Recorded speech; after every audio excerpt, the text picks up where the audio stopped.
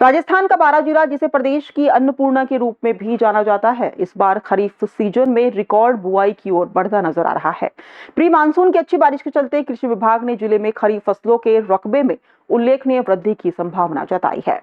विभाग के अनुसार वर्ष 2026-27 के खरीफ सीजन में जिले में कुल 3,30,550 हेक्टेयर क्षेत्र में बुआई होने का अनुमान है, जबकि पिछले वर्ष यह रकबा 3,09,50 हेक्टेयर था। यानी इस बार करीब 29,600 हेक्टेयर अतिरिक्त क्षेत्र में फसलें बोई जा सकती है।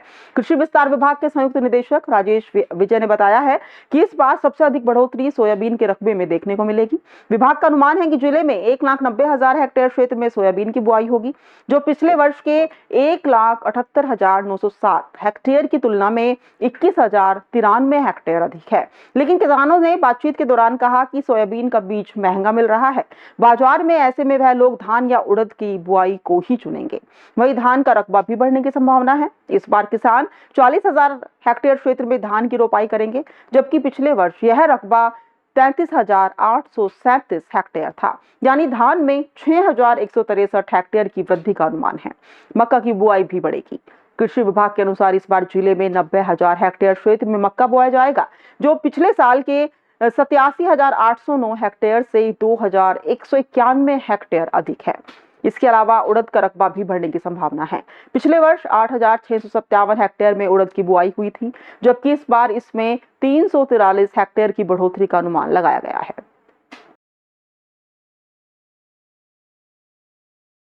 इस बार क्या है, सोयाबीन की तरफ से किसानों का रुख कम माना जा रहा है। सोयाबीन क्या है, बीज महंगा पड़ रहा है इस बार, तो जिनके पास हैं और जिनके पास नहीं है तो वो भी लेके आ रहे हैं, तो बहुत महंगा पड़ रहा है। 10-11 हज़ार क्विंटल आ रहा है। तो इस बार क्या है, सोयाबीन का रकबा कम हो सकता है, क्योंकि मौसम भी ऐसा ही है, क्योंकि कम बारिश बता रहे हैं क्या। और पिछली साल भी ऐसा ही हुआ था, सोयाबीन सबके पास थी, सबने बुआई करी, लेकिन सोयाबीन कुछ निकला नहीं पिछले साल। तो बीज इस बार किसानों के पास बहुत कम है। अपने बारां जिले में 3,30,000 हेक्टेयर का हमने टारगेट लिया है। गत वर्षों की तुलना में इस बार एक तो धान का एरिया बढ़ेगा। अभी इस बार हमने 40,000 हेक्टेयर माना है कि किसान धान की बुआई करेगा। साथ ही 1,90,000 हेक्टेयर सोयाबीन रखा गया है, और उड़द का 9,000 हेक्टेयर है, मक्का का 90,000 हेक्टेयर है। हो सकता है कि अभी हमारे किसानों को सोयाबीन बीज में थोड़ी दिक्कत आ रही है, क्योंकि एक तो काफ़ी महंगी रेट पर उपलब्ध हो रहा है।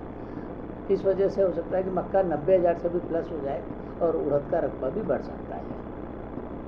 मक्का का भाव भी मक्का का अच्छा भाव है।